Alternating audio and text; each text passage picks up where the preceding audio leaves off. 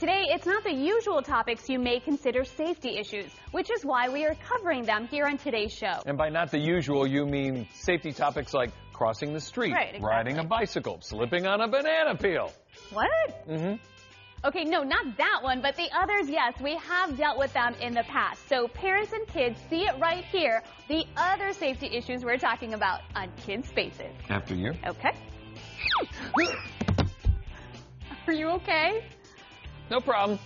Happens all the time.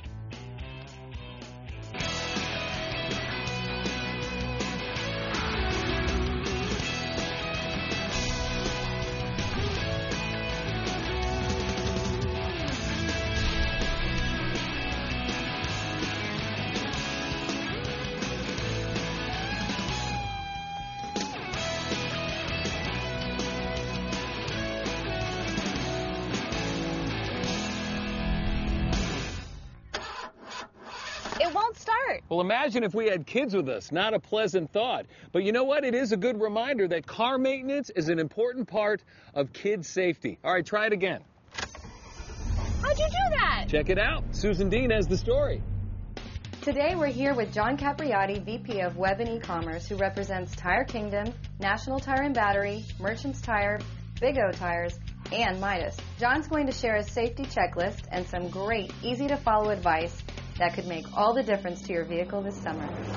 So John, what can you tell us about car safety? I can tell you that car safety really starts with the driver, doing all the things you can to pay attention to what you're doing. No text messaging, no distracted playing with the radio, no adjusting DVDs for the kids in the back of the car.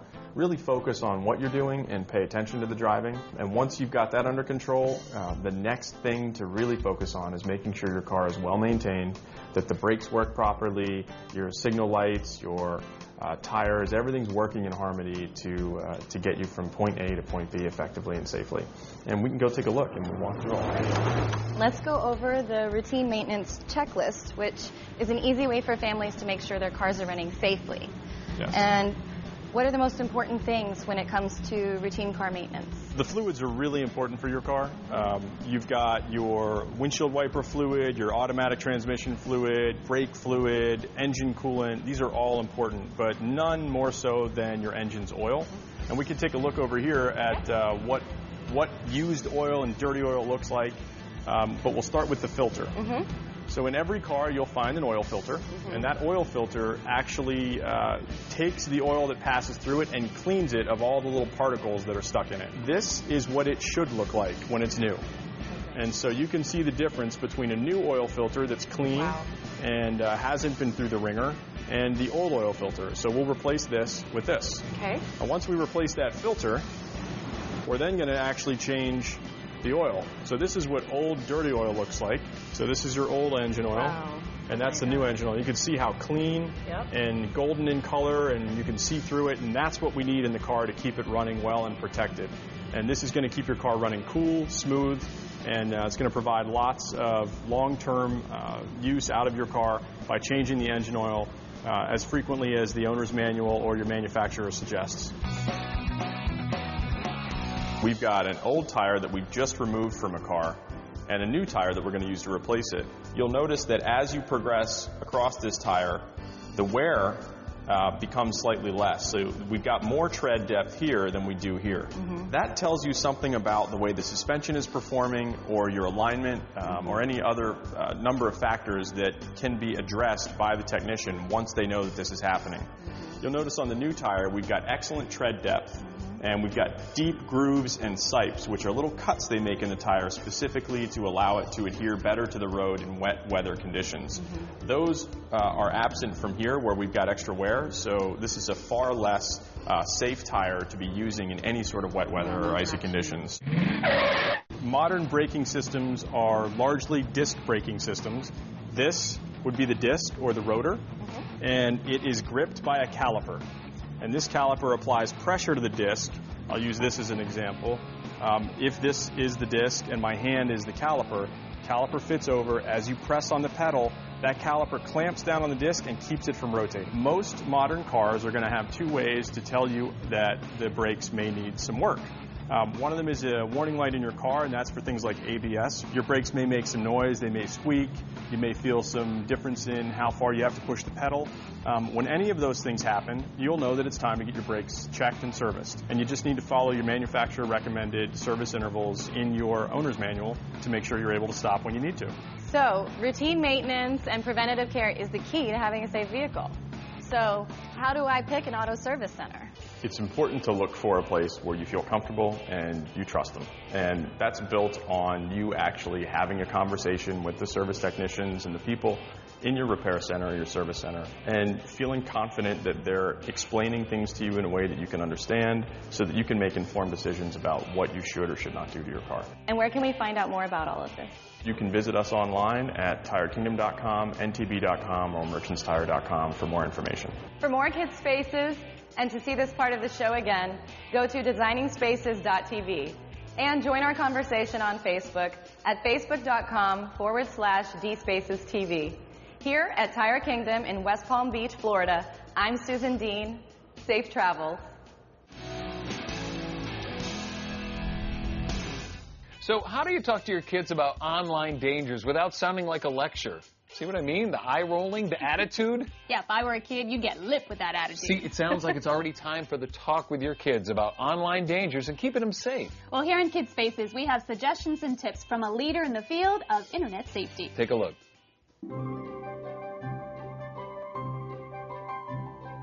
The internet brings a world of learning and discovery right into our living room. But, like anything in life, there can be a few pitfalls. So it's important for all parents to observe internet safety precautions with their kids. Online safety is not only about technology. It's about making responsible decisions. The same decisions kids are faced with at school or on the playground. That's why engaging with your kids in an ongoing discussion about what they do online is a key part of keeping them safe. Meet the Angus family. Stuart, Angela, 12-year-old Ashley, and 9-year-old Matthew. The internet is a major attraction for both kids. I like to go on YouTube and watch soccer videos. I like to check my Facebook and talk to all my friends over AIM and instant messaging. Kids Spaces asked Marion Merritt, Symantec's internet safety advocate, to share some pointers with the Angus family. Thank you, Marion, for joining us today. And thank you, Stuart and Angela, for having us in your home. Oh, we're glad to have you. Well, by the time we're finished, Marion should have you on track to safe internet activity for your two children. Absolutely. In fact, I really want to thank you for letting us use you as an example for other parents to learn more about keeping their kids safe online. You know, sometimes I'm asked, well, maybe we should just keep our kids away from the computer and the internet altogether. But clearly the internet's part of all of our lives, and it just wouldn't be practical. So as families, we've got to get together and set some clear rules and boundaries about how we can be safer on the internet. You know, the key thing is setting rules as a family. So parents and kids agreeing about how you're going to use the computer and the internet for a safe experience. And the next thing is there's something called the talk, which is a simple, ongoing, and very open dialogue about how your children are going on the internet and what they like to do. And there's a new service from Norton that it's going to make so much easier. It's called OnlineFamily.Norton, and it allows customizable settings for your children by their ages. So what's right for an 8-year-old is different from what's right for a 12-year-old. In fact, why don't you tell me a little bit about what your kids like to do on the internet? Well, my daughter Ashley, she's 12 years old, and she does have a Facebook account. And she likes to IM her cousins over in England and all her friends. And our son Matthew's 9, and he's into sports. He loves soccer, and he's constantly going on YouTube, watching old videos and finding out about the old players. And sometimes it's concerning of what else he's watching. So, Marion, how would parents go about having the talk with their kids about online safety and security? I know that lecturing can result in a lot of eye-rolling and attitude. That's so true. I mean, the last thing we want to do is have some kind of interrogation between parents and kids. So when you have the talk, I always like to start off in some kind of neutral environment. Maybe when you and your daughter are going somewhere in the car, or you're with your son on the way to a soccer practice, find an opening. You might even just say, well, tell me what your friends like to do on the internet. What are some of their favorite activities or websites? And then when you have an opportunity, maybe you're at home on your home computer, ask your children to show you their favorite sites. Ask them why they like those sites. Maybe if it's a game, you know, how do you set up an account? How do you earn points? Get familiar with why they like it, why they chose it, and how they use it. So next, you might want to bring up the topic of some of the uncomfortable aspects of the internet. Well, my best friend got cyberbullied over instant messaging, and they said some really mean things about her and made fun of her and stuff, and that's my best friend, so I didn't really like it. Cyberbullying is a big problem affecting 43% of our children already, and your children may not know that they can come to you to talk about it. So ask your children if they've ever seen a mean email or a harassing message. And then lastly, once you've had this dialogue going with your children, it should be comfortable for them to turn to you. 1 in 4 children tell us that they're doing things on the internet that their parents simply have no idea about. So this objective with the talk is really to make sure that you stay informed, connected, and avoid those kind of gaps in knowledge about your kids' lives. So how do we know our kids are being truthful with us? That's a great question, and a problem for a lot of families is not only to have those regular talks, but also keep a good eye on what the computer is being used for. And it is a best practice to keep those computers out in a central location so it becomes easy for you to see what's going on and to check the computer from time to time. Marion, you mentioned OnlineFamily.Norton. Could you please tell us what that is and how it differs from other security measures? Certainly. So OnlineFamily.Norton is really quite unique because, first of all, it can only be used in a very transparent way with your children. There's no spyware setting. There's no way to use it in a way that your children simply don't know.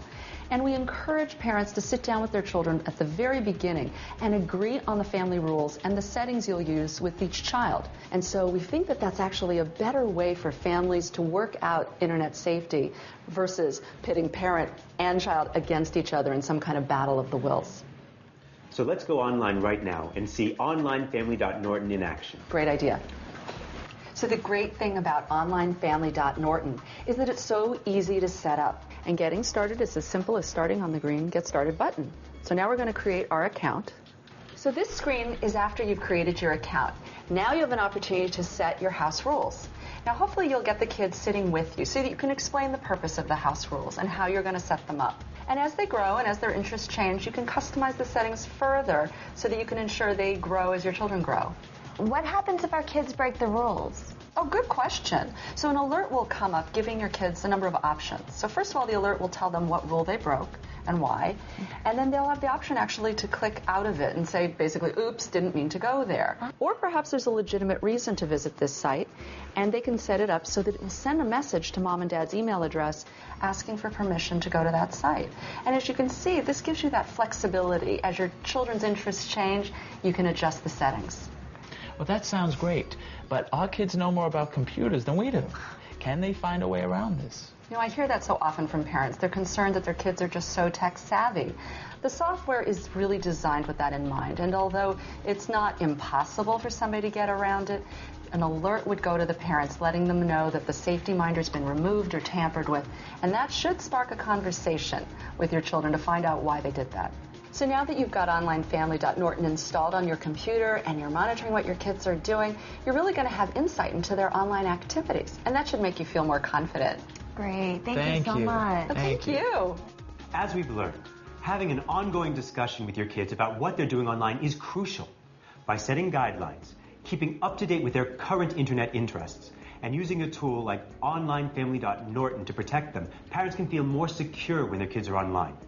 Marion, I'm sure that there's a website that the parents might like to check out for themselves. Certainly. You can visit us at OnlineFamily.Norton.com to create your account, where it's free to use the service for a limited time. So I'd like to thank the Angus family, and of course Marion Merritt from Symantec, for educating us on how to help protect our children online.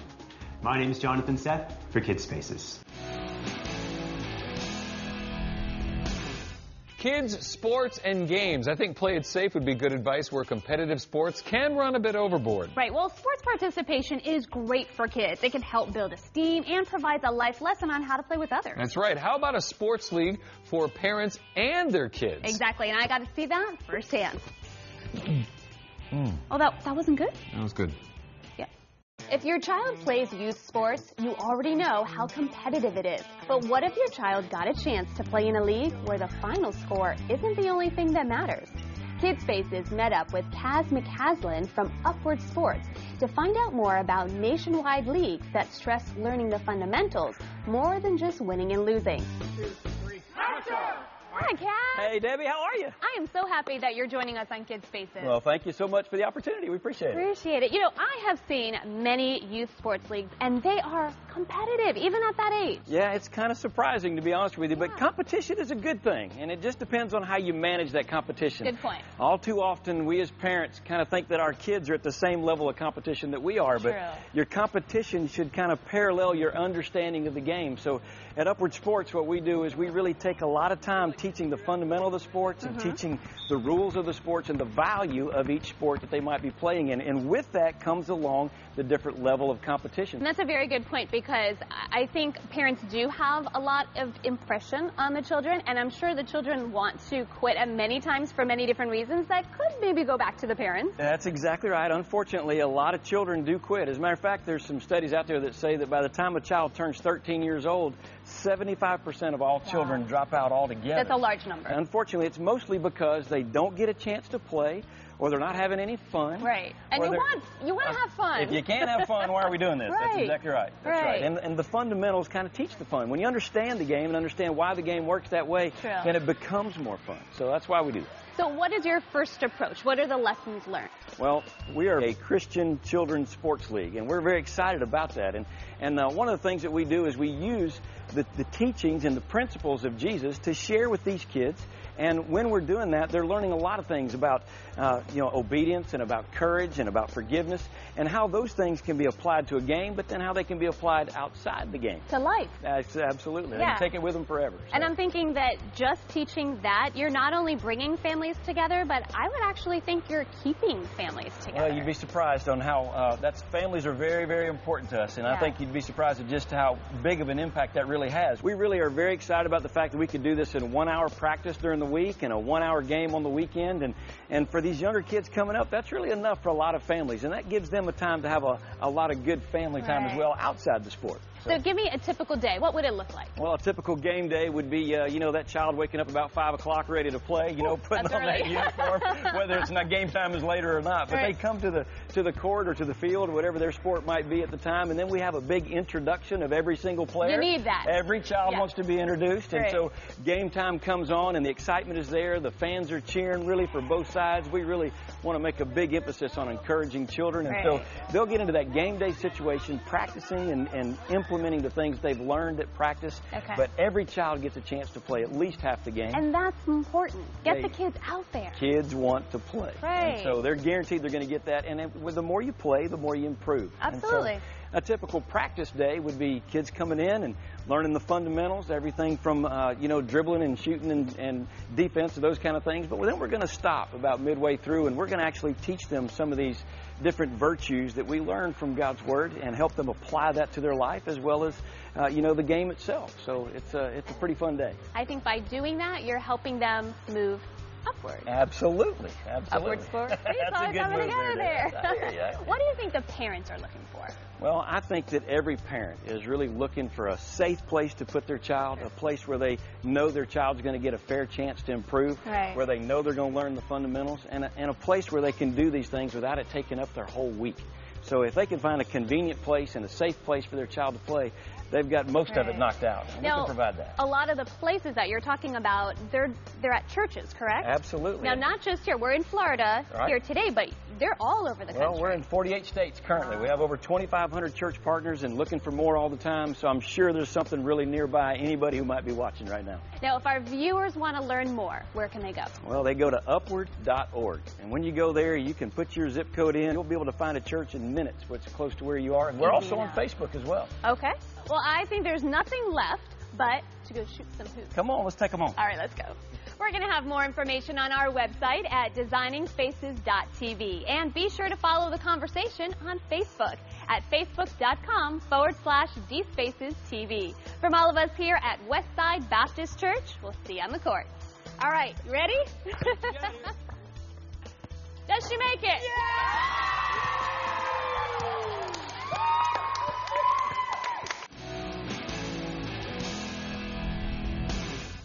The The topics today do have some wise advice for parents, and we've covered some interesting ground. And it's such a broad topic, we could keep going and going, but unfortunately, we are out of time. But thank you so much for joining us here on our special presentation of Kids Spaces. I'm David Jones. And I'm Debbie Marie. We'll see you later. Bye-bye. Watch your step.